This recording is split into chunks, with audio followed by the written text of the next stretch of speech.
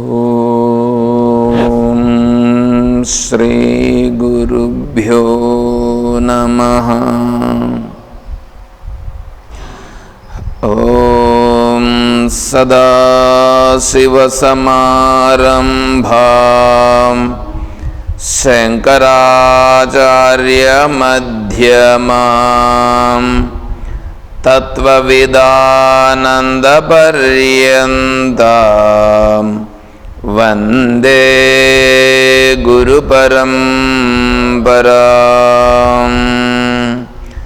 ఓం శ్రీ గురుభ్యో నమః. పూజ్య గురుదేవులు తత్వవిదానంద సరస్వతి స్వాముల వారి దివ్య చరణారవిందములకు ప్రణమిల్లుతూ పరిపూర్ణ పరబ్రహ్మస్వరూపులకు ప్రియాత్మ బంధువులారా, ఓం.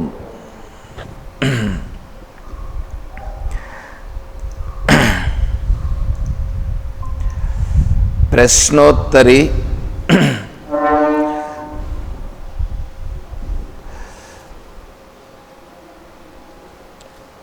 జగద్గురు శంకరాచార్య స్వాముల వారు అనుగ్రహించిన ప్రశ్నోత్తరి మనం విచారణ చేసుకుంటున్నాం. అందులో 27 అయిపోయింది కదా, నిన్న చెప్పుకున్నాం కదా.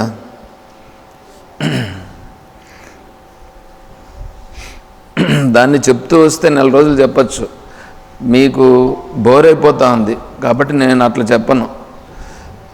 ఎందుకంటే సింపుల్గా చెప్తే సరిపోతుంది. మీకు కొద్దిగా లోతుగా చెప్పేదానివల్ల ఏమవుతుందంటే మీకు అర్థం కాకపోగా అద్వైత వేదాంతం పైన వ్యతిరేక భావన వచ్చేటువంటి అవకాశాలు ఉంటాయి. అందువలన నేను నిన్న చెప్పింది చాలనుకున్నా. లేకన్నా ఉంటే దాని గురించి చెప్తే ఇక్కడ వచ్చేసి శివప్రసాదం అని ఉంది, సుఖ బోధ రూపం అని ఉన్నది. దాన్ని వివరించాల. దాన్ని వివరిస్తే మీకేమంటే మీకు ఉన్నటువంటి మానసిక పరిస్థితిని బట్టి నేను ఇన్ని రోజులు లేకపోతే 32 శ్లోకాలు 26 శ్లోకాలు దాదాపు ఇప్పుడు నేను 9 నెలలు అయింది నేను చెప్పి. ఇంతవరకు నేను అలాగే ఫీల్ అయ్యా. అంటే మీ ఉన్నది ఉన్నట్లుగా కరెక్ట్గా వివరించాలనే దృష్టితోనే నేను చెప్పాను. కానీ మీరు మీ యొక్క మానసిక పరిస్థితిని అనుసరించి మీ నుంచి కూడా క్వశ్చన్స్ ఏమైనా రావాలి. అలా వచ్చి మీరు అర్థం చేసుకునేటువంటి సందర్భంలో అప్పుడు నేను దాని గురించి లోతుగా వెళ్ళి నేను మీకు కూడా చెప్తే అప్పుడు కూడా కొద్దిగా ప్రయోజనం ఉంటుంది. అలా లేకుండా పోతే ఏమవుతుందంటే వేదాంతమును అపహాస్యం పాలు చేసిన వాళ్ళం అవుతాం. కాబట్టి నిన్న చెప్పినాం, అది చాలు. శివప్రసాదం. శివప్రసాదం అంటే సరే మీరు అన్నారు కాబట్టి కొద్దిగా చెప్తాను. ప్రసాదే సర్వదుఃఖానాం హానిరస్యోపజాయతే ప్రసన్న చేతసో హ్యాసు బుద్ధి పరివతిష్టతే.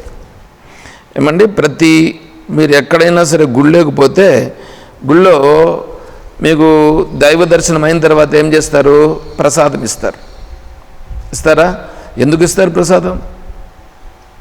అంటే దైవానుగ్రహం వలన మీకు అన్ని మంచి జరుగుగాక అని ప్రసాదం ఇస్తారు. అలాగే ఇక్కడ ఆత్మప్రసాదం, ఇది వేదాంతం కదా. ఇది వేదాంతం అనేటువంటిది చాలా సుప్రీం స్టేజ్. ఆ సుప్రీం స్టేజ్లోకి వెళ్ళినప్పుడు ఇక్కడ వేదాంత ప్రసాదం అంటే ఆత్మతత్వమును తెలుసుకునే దాని వలన వాడికి కలిగేటువంటి ప్రసాదం ఏమిటి? ప్రసాదే సర్వదుఃఖానాం హాని. ఏ దుఃఖము లేకుండా పోతుంది వాడికి. రస్య ఉపజాయతే. రసం రసాస్వాదన. రసాస్వాదన అంటే రసోవై సహా. అంటే ఏ పరమాత్మ స్వరూపమైతే స్పష్టంగా బ్రహ్మమే నేను, నేనే బ్రహ్మము అనేటువంటిది ఉన్నదో ఆ రసస్వరూపం అనేటువంటిది ఇక్కడ చాలా స్పష్టంగా మనకి ప్రకటమవుతుంది. అది ఇక్కడ శివప్రసాదం. అది ఎలా ఉంటుందంటే సుఖబోధ రూపం. అది చాలా నిర్మలమైనటువంటిది. నిర్మలం అంటే దాన్ని వివరించాలి. నిర్మలం అంటే ఎటువంటి మలములు లేనటువంటిది.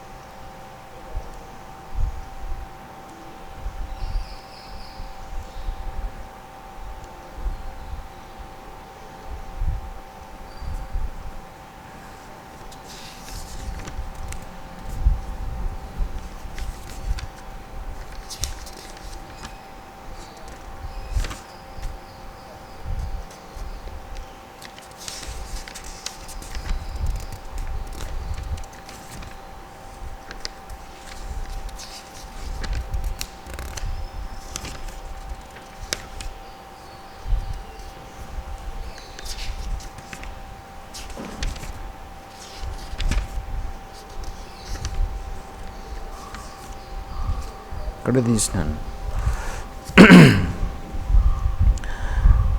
మలము అనేటప్పుడు పంచమలములు ఉన్నాయి. పంచమలములు అంటే మలము అని అంటే దోషం. అంటే ఏంటంటే ఆణవ మలము, కార్మిక మలము, మాయిక మలము, మాయేయ మలము, తిరోధాన మలముని ఈ 5 మలములను గురించి శాస్త్రం చెప్పింది. ఆణవ మలము అనంటే ఏంటంటే నేను బ్రహ్మమనడి విజ్ఞానము అప్పుడప్పుడు పుట్టగా దానిని మరుగుపరచి స్వాతిరిక్త వస్తు సత్వజ్ఞానము వర్ధిల్లు చేయున్నది ఆణవమలం. నేను బ్రహ్మము, అది సత్యం, అయితే ఎప్పుడూ లేదు. ఎప్పుడో ఒకసారి విచారం చేసేదానికి పోయినప్పుడో లేదా ఇంకెప్పుడో ఒకసారి వాడి ధ్యానం ఎట్లనో వాడికి అప్పుడప్పుడు వాడికి కలుగుతుంది ఆ భావన. ఏమని? నేను బ్రహ్మము అని. అది కలిగిన వెంటనే ఒకటి వచ్చేసి దాన్ని కప్పేసి నేను బ్రహ్మం ఎట్లవుతాను, నేను బ్రహ్మం కాదు అనేటట్లుగా వేరే దానిపైన తిప్పేస్తుంది. అది ఆణవ మలం. తర్వాత కార్మిక మలం.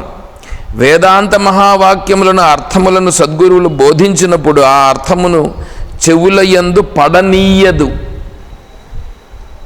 వేదాంత వాక్యాలు చెప్తూ ఉంటారు. అహం బ్రహ్మాస్మి, బ్రహ్మైవాహమస్మి, ప్రజ్ఞానం బ్రహ్మ, అయమాత్మ బ్రహ్మ, తత్వమసి, ఇవి చెప్తూ ఉంటారు. ఇవి చెప్తూ ఉంటే బ్రహ్మతత్వాన్ని అక్కడ బోధిస్తూ ఉంటారు. అది విందు.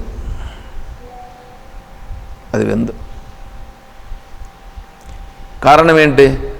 అందులో కార్మిక మలం అనేటువంటిది ఉంది. ఆ కార్మిక మలం ఏం చేస్తుందంటే దాన్ని వింటే కన్నా వీడికి ఆ బ్రహ్మజ్ఞానం అనేటువంటిది వాడికి పట్టుబడుతుంది, అందుకని దాన్ని వినేదు. తర్వాత మాయిక మలము. బ్రహ్మజ్ఞాన విషయమును ఉదయింపనీయదు. నేను బ్రహ్మ అనేటువంటి దాన్ని అసలు అది పుట్టనీకుండా చేస్తుంది. ఎందుకంటే ఎంతసేపు అయినా దేవుడు వేరే అని అనుకొని వీడే కూర్చొని ఉంటే వీడికి ఏడంగా బ్రహ్మజ్ఞానం కలుగుతుంది. వీడు ఎంతసేపు ఎట్లా కూర్చోండి, దేవుడు వేరే, ఆయన దేవుడు, అది దేవుడు, ఇది దేవుడు, నేను ఎట్లా దేవుడు అవుతాను? ఏదో చెప్పినారు కానీ వాళ్ళు వినేదానికి బాగానే ఉంది, నిజమే అని అనిపిస్తుంది, అయినా పట్టదు. మాయేయ మలము పాపపు పనులను చేయుట యందు ప్రవేశపెట్టున్నది. ఎందుకంటే ఇది బ్రహ్మతత్వాన్ని పట్టుకోకపోగా ఇప్పుడేం చేస్తుంది, మళ్ళా ఎత్తుకొని పోయి పనికిరాని పనులను చేపించేస్తుంది. పనికిరాని పనులు చేపిస్తే ఏమవుతుంది? ఆ దోషాలన్నీ వచ్చి మనసులో కూర్చుంటాయి. అలా కూర్చునే దానివల్ల ఏమవుతుంది? వీడు బ్రహ్మకు మరింత దూరం అయిపోతాడు. తర్వాత తిరోధాన మలం.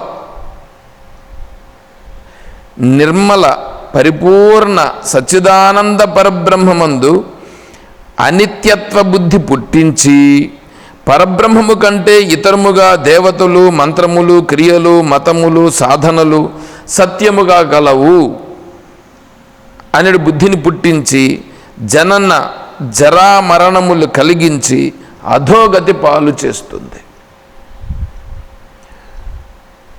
నిత్యత్వం, సత్యత్వం, బుద్ధ్యత్వం, ముక్తత్వం అయినటువంటి ఆత్మస్వరూపము నేను.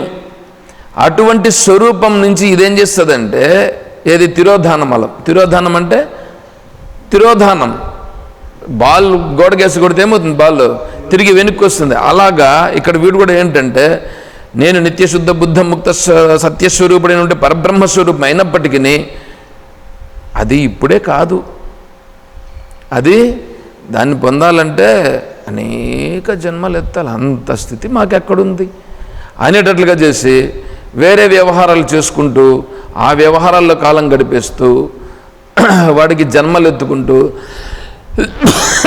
ఏదో పుణ్యపాప సంస్కారాలను చేసుకుంటూ ఇది చెయ్యాలా, ఇట్లా చేస్తే ఎంత పుణ్యం వస్తుందో అని అంటూ ఆ పుణ్య వ్యవహారాల్లో పడిపెట్టేట్లుగా చేస్తుంది. దాంట్లో పడిపెట్టేట్లుగా చేస్తే అంతతో గమనుంటుందా? అనేకమైనటువంటి జన్మలు ఎత్తేదానికి కారణమయ్యేటట్లుగా చేస్తుంది. ఇట్లా నిర్మలమైనటువంటి స్వరూపాన్ని విడిచిపెట్టి పనికిరానటువంటి దాంట్లో పడేట్లుగా చేస్తుంది. అదొక మలం, దాన్ని మల దోషం అంటారు. మలదోషం, విక్షేప దోషం, ఆవరణ దోషం ఉన్నాయి. ఆ మల విక్షేప ఆవరణ దోషాల్లో మలదోషం అంటే ఇట్లా వస్తుంది. ఇటువంటి మలదోషాన్ని వాడు బయట విడిచిపెట్టేస్తాడు. అంత స్థితికి వెళ్ళి సుఖమైనటువంటి, సత్యమైనటువంటి, ఆనంద స్వరూపమైనటువంటి తన ఆత్మానందమును అతను చాలా స్పష్టంగా అనుభవంలో ఉంటూ ఆ రూపంగా వ్యవహారం చేస్తూ ఉంటాడు. అలా ఆ అనుభవం వస్తే అప్పుడు ఇదంతా జగత్ అని తెలుస్తుంది. ఇప్పుడు జగత్ అని తెలుస్తూ ఉండే విధానం వేరే, అప్పుడు జగత్ అనే తెలిసేటువంటి విధానం అది వేరే. సరే, 28వ శ్లోకం. కిం దుర్లభం సద్గురురస్తి లోకే, కిం దుర్లభం సద్గురు అస్తి, అస్తి లోకే సత్సంగతి బ్రహ్మ విచారణాచ. అక్కడికి ఒక ప్రశ్న, దానికి సమాధానం. త్యాగో హి సర్వస్య శివాత్మబోధః. అదొక ప్రశ్న. కో దుర్జయః సర్వజనై మనోజః. కో దుర్జయః సర్వజనైః మనోజః. అది 3 ప్రశ్నలు. ఇక్కడ చూడండి, కిం దుర్లభం. దుర్లభం, దుర్లభం త్రైవేదితం దైవానుగ్రహ హేతుకం. మానవత్వం, ముముక్షత్వం, మహాపురుష సంశ్రయ. ఆచార్యులు వారు చెప్తున్నారు, దుర్లభం లాభం, దుర్లభం. ఏమంటే లాభం రావడం అనేటువంటిది అందరూ లాభం కోసమే కదా ప్రయత్నం చేస్తారు. లాభం, లాభం అంటే తన దగ్గర లేనిది తనకు వస్తే అది లాభం, అంతే కదా. 10 రూపాయలు పెడితే 100 రూపాయలు వస్తే అది లాభం. అంటే ఇప్పుడు 10 రూపాయలు పెట్టాలా, 10కి 10 కూడా కాదు, 10కి 100 వస్తే వీడు ఎగిరి గంతేసి ఇంక పట్ట పగ్గాలు లేకుండా ఉంటాయి. ఈ టమాటాల బిజినెస్ ఏదో చేస్తాడు, దాంట్లో వీడి భూమి కాకపోయినా వేరే భూమిని లీజుకు తీసుకొని దాంట్లో టమాటాలు పెడతాడు.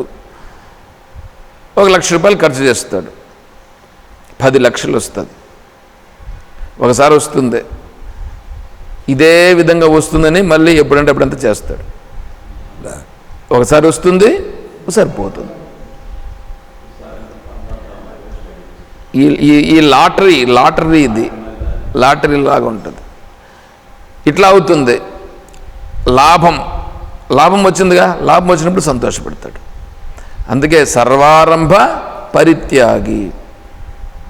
ఆత్మతత్వం తెలియాలనంటే ఆత్మతత్వం తెలియాలంటే 4వ అధ్యాయంలో 3వ అధ్యాయం కర్మయోగం, 4వ అధ్యాయం జ్ఞానయోగం. అంటే కర్మను ఎలా చేయాలనేటువంటిది 4వ అధ్యాయం. యస్య సర్వే సమారంభాః కామ సంకల్పవర్జితాః జ్ఞానాగ్నిదగ్ధ కర్మాణం తమాహుః పండితం బుధాః. యస్య సర్వే సమారంభాః, ఎవడైతే సర్వే సమారంభాః, వాడు చేయాల్సిన పనులు ఏవైతే చేస్తుంటాడో, ఇది వేదాంత విషయాలు. ఇవి వేదాంత విషయాలు చెప్పుకోవాల్సి వచ్చినప్పుడు వేదాంత విషయాలు చెప్పుకోవాలి. నేను ఇక్కడ వేదాంతం చెప్పడానికే ఉన్నాను అంతే. నన్ను ఇంక వేరే విషయాల గురించి మీరు అడగద్దండి. వేరే విషయాల గురించి అడిగితే నాకు తెలియదు. స్వామీజీ నిన్న కూడా ఒక క్లాస్ చెప్పారు అమెరికాలో. దాంట్లో ఛాందోగ్యోపనిషత్తుని గురించి చెప్తున్నారు. ఛాందోగ్యోపనిషత్తు గురించి చెప్తూ ఆప్యాయంతు మమాంగాని వాక్ప్రాణచక్షుశ్రోత్రమధోబలమింద్రియాణి చ సర్వాణి సర్వం బ్రహ్మోపనిషదం మాహం బ్రహ్మ నిరాకుర్యాం మామాత్ బ్రహ్మ నిరాకరోద్ అనిరాకరణమస్తు నిరాకరణం మే అస్తు తదాత్మనిరతేయ ఉపనిషత్సు ధర్మః తే మయి సంతు తే మయి సంతు ఓం శాంతి శాంతి శాంతి. ఇది శాంతి మంత్రం. ఆ శాంతి మంత్రాన్ని వివరిస్తున్నారు. ఆప్యాయంతు మమాంగాని, ఎత్తుకుంటానే ఫస్ట్ ఏంటి? ప్రార్థన. ఏమిటి ఆ ప్రార్థన అంటే మమ అంగాని ఆప్యాయంతు, మమ నా యొక్క అంగాని శరీరంలో ఉండేటువంటి అవయవములు ఆప్యాయంతు అంటే బాగా దృఢముగా ఉండుగాక. ఇది ప్రార్థన. ఎవరిని ప్రార్థిస్తున్నాడు? తనను తానే ప్రార్థిస్తున్నాడు. ఏమంటే నువ్వు దేవుణ్ణి గురించి చెప్పవయ్యానంటే నా శరీరంలో ఉండే అంగాలు బాగుండాలని ప్రార్థిస్తున్నానని మీరు చెప్తున్నారేనంటే ఒకటే మాట అన్నాడు స్వామీజీ. చూడండి, మీరు వేదాంతానికి వచ్చినారు. వేదాంతం కావాలనుకునే వాళ్ళు దీన్ని వినొచ్చు. నేను వేదాంతం చెప్తాను. ఇక్కడ ఉండేది వేదాంత విషయాలు, అందులో అద్వైత వేదాంతం శంకరాచార్య స్వాముల వారు. మీకు అర్థమైతే ఈ క్లాస్ వినండి, అర్థం కాకపోతే అడవి చెట్టు మీద కూర్చోబండి అన్నారు. నన్ను డ్యూయలిజం గురించి అడిగితే పోయి అడవి కూర్చోబో. డ్యూయలిజం అని అంటే నేను వేరే దేవుడు వేరే అనే విషయాలు ఎవడైనా మీరు అడగాలని అనుకుంటే వెళ్ళిపోండి అన్నాడు. ఒక్కటే మనకి మళ్ళీ రెండో మాట క్వశ్చనే లేదు. అర్థమవుతుందా? కాబట్టి వేదాంత విషయాలు మనం చర్చించుకుంటూ అందులో ప్రశ్నోత్తరం చెప్పుకుంటూ అందులో ఫైనల్ స్టేజ్కి వచ్చి 28వ శ్లోకానికి వచ్చిన తర్వాత కూడా ఇప్పుడు మళ్ళా దేవుడు వేరే నేను వేరే అనేటువంటి స్థితిలో గురించి చెప్పుకుంటూ రావాలంటే కుదరని పని. సరే, ఇక్కడ దుర్లభం అనేటప్పుడు లాభం. ఎంతసేపైనా లాభం కావాలంటే బయట ఉండేదాన్ని కోరుకుంటున్నాడు వీడు. బయట ఉండేదాన్ని కోరుకునేటువంటి వాడికి ఆత్మలాభం ఎక్కడ కలుగుతుంది? వాడు ఎవరు వచ్చినారు చూడు. ఏమప్పా, ఏం కావాలి?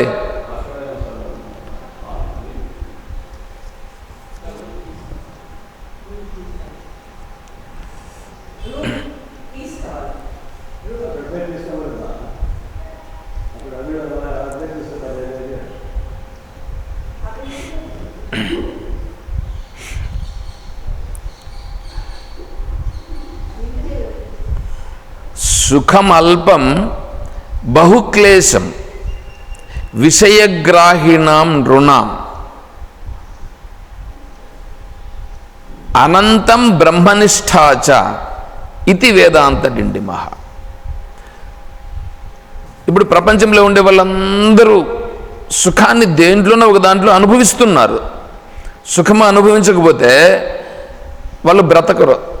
అంటే దేంట్లోనో ఒక దాంట్లో సుఖాన్ని అనుభవిస్తూ ఆ సుఖం పొందేదానికోసమనే వాళ్ళు ప్రయత్నం చేస్తున్నారు.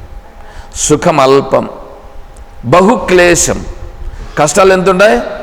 కష్టాలు ఎక్కువ పడుతున్నారు, సుఖాన్ని తక్కువ అనుభవిస్తున్నారు. సుఖమల్పం బహుక్లేశం విషయగ్రాహిణాం నృణాం. ఈ విషయాల్లో ఉండేటువంటి వాళ్ళు, ఈ మనుషులు దాన్ని ఇట్లా అనుభవిస్తున్నారు. అయినా కష్టాలు పడేదానికి వాళ్ళు సిద్ధం. ఆత్మనిష్ట అంటే ఆత్మతత్వం. ఆత్మతత్వం ఎవరు? నేనే ఆత్మస్వరూపం. ఆ ఆత్మస్వరూపం ఎటువంటిది అని అంటే అనంతం. దాని యొక్క సుఖం ఎటువంటిది? అనంతం. అనంతం బ్రహ్మనిష్టాచ. ఆత్మస్వరూపానికి సంబంధించినటువంటి ఆనందము వర్ణించడానికి వీలు కాదు. అంతటి ఆత్మసుఖం అది. అనంతం బ్రహ్మనిష్టాచ. అయినా వీళ్ళు దీనికి రారు. వీళ్ళు దీనికి రారు. ఇది లాభమా? బయట ఉండేటువంటి విషయాల వల్ల పొందేది లాభమా? చూడండి, నిజమైన లాభం ఇది. ఈ లాభం వైపు, దీని వైపు, ఇది లాభమా అసలు? యాక్చువల్గా ఇది లాభం కూడా కాదు. ఎందుకంటే లాభం అయితే వేరేది పొందితే లాభం. ఇది వేరేది ఏమన్నా ఉందా? వేరేది కూడా కాదు. నేనుగా ఉండుటయే, నేనుగా తెలుసుకుని ఉండుటయే. నేనుగా తెలుసుకొని తర్వాత నువ్వు చేయాల్సింది ఏదో చెయ్యి. నేనేం చెయ్యొద్దని చెప్పట్లేదు, ఇక్కడ చెయ్యొద్దని చెప్పట్లేదు. కాబట్టి ఆ చెయ్యొద్దు అని చెప్పకుండానే ముందు నిన్ను నువ్వు తెలుసుకో, ఏందో తెలుసుకొని ఆ ప్రకారంగా చెయ్యి అని చెప్తూ ఉంది శాస్త్రం. అలా తెలుసుకొని చేయమంటే దీనికి రాడు. అది నేనే అయి ఉన్నాను, నేనే అయి ఉన్నటువంటి స్వరూపాన్ని తను పొందుట అనేటువంటిది పొందుటలేదు అతను.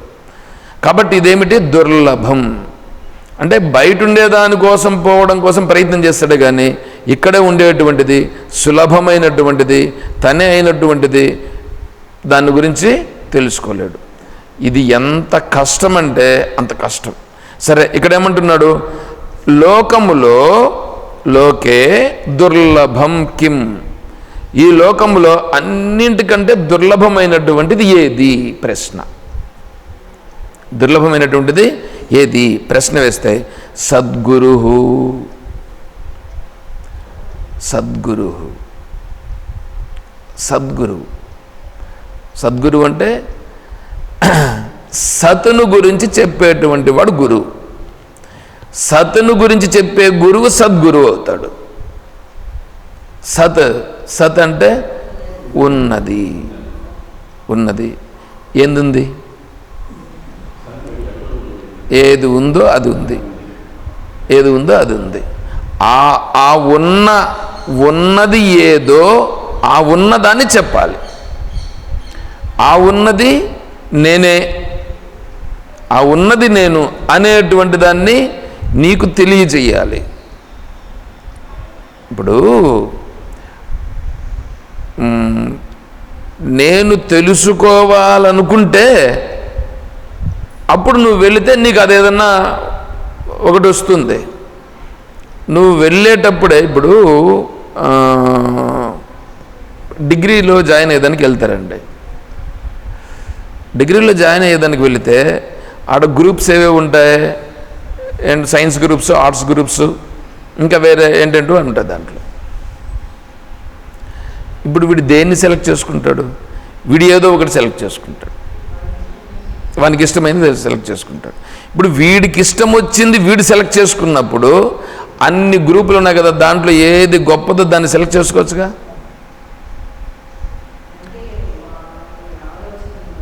వాడి ఆలోచన స్థాయి అంతవరకు ఉంది కాబట్టి దానికి సరిపోయే గ్రూప్నే సెలెక్ట్ చేసుకుంటాడు, కానీ పైన ఉండేటువంటి దాన్ని సెలెక్ట్ చేసుకోలేడు. చేసుకుంటాడా? ఇప్పుడు ఎంపీసీ, బైపీసీ, సిఈసి, హెచ్ఈసి, ఇంకేమంటూ ఉంటాయి. దాంట్లో ఎంఈసి, ఎంబైపీసీ ఇవన్నీ ఉంటాయి ఇంటర్మీడియట్లో. ఇప్పుడు వీడేం చేస్తాడు? మోస్ట్లీ హెచ్ఈసి ఎక్కువ మంది తీసుకుంటారు. నేను చదివినప్పుడు హెచ్ఈసి ఉండేది, ఇప్పుడు ఉందో లేదో నాకు తెలియదు. History, economics, commerce, civics. History, economics, civics. దీంట్లో ఒక లెక్క కూడా ఉండదు, ఒక సూత్రం కూడా ఉండదు, ఏముండదు. వాడు పలానోడు పలానా కాలంలో ఇట్లా పుట్టినాడు, పలానోడు ఇట్లా చేసినాడు, ఇప్పుడు పలానా ఆయన రాజ్యాన్ని వెళుతూ ఉన్నాడు, పలానా ఆయన ఈ విధంగా ఉన్నాడు, పలానా ఆయన మినిస్టరు, ఇవి ఉంటాయి. ఇవి ఏమిటివి? ఇవి లోక విషయాలు కదా. ఈ విషయాల గురించి తెలుసుకుంటాడు, ఈ విషయాలపైకి ఇంట్రెస్ట్ చూపిస్తాడు. తర్వాత సిఈసి వచ్చిందనుకోండి, కామర్సు, ఎకనామిక్స్, సివిక్స్. అబ్బా, కామర్స్ అంటేనే అదొక లెక్కలు. ఇంకా ఎకనామిక్స్ ఇంకా డీప్, కామర్స్ కంటే ఎకనామిక్స్ ఇంకా డీప్.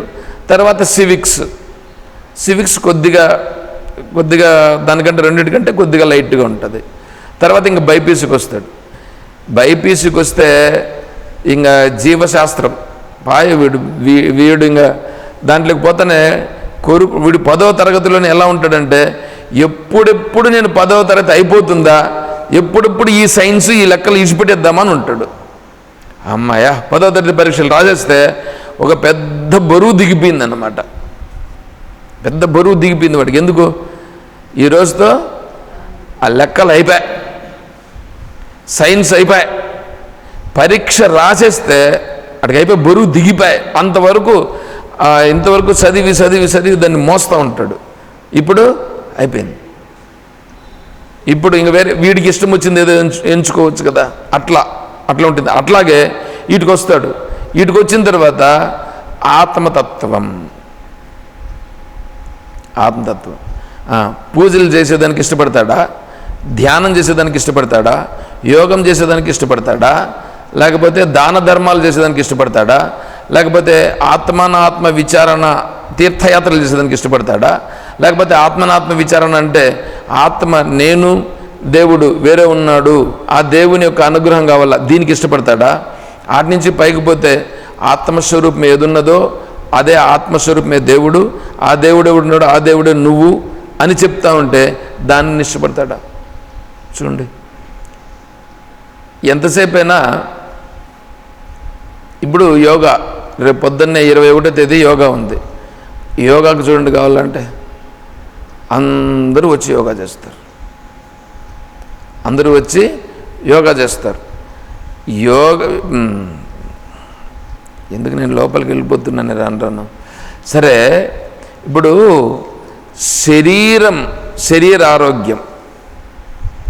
శరీరారోగ్యము, మానసిక ఆరోగ్యము, తర్వాత ఆధ్యాత్మిక ఆరోగ్యం అని 3 ఉన్నాయండి. శరీరం ఆరోగ్యంగా ఉండాలి కదా. శరీరం ఆరోగ్యంగా ఉండుట అనేది మానసిక ఆరోగ్యం పైన ఆధారపడి ఉంటుందా, లేకపోతే శరీర ఆరోగ్యం పైన ఆధారపడి ఉంటుందా అనేది ఒక ప్రశ్న. డాక్టర్ దగ్గరికి పోతే ఏం చేస్తాడు? శరీరానికి సంబంధించి పరీక్షలు చేస్తాడు. పరీక్షలు చేసి నీ రక్తంలో ఈ ప్రాబ్లం ఉందాయా, లేకపోతే నీ అవయవంలో ఏదో ఊపిరితిత్తుల్లో కొద్దిగా నెమ్ము చేరిందాయా, లేకంటే కిడ్నీలో ఏదో రాళ్ళు చేరినాయా, లేకపోతే ఇంకేందో ఇట్లా చెప్తాడు. ఇట్లా చెప్పి దానికి ఈ విధంగా అయింది, దాన్ని కరెక్ట్ చేస్తాము. సంతానం కలగలేదు, స్పర్మ్ కౌంట్ లేదయ్యా, కాబట్టి నీకు సంతానం కలగలేదయ్యా, నీకు జీన్స్లో ఈ ప్రాబ్లం ఉండదు, దీనిపైకి పోతాడు డాక్టర్ ఎంతసేపు అయినా. అంతేగా దానిపైకే కదా పోయి పరీక్ష చేస్తాడు. ఈ ట్రీట్మెంట్ అనేటువంటిది శరీరానికి సంబంధించినటువంటిది.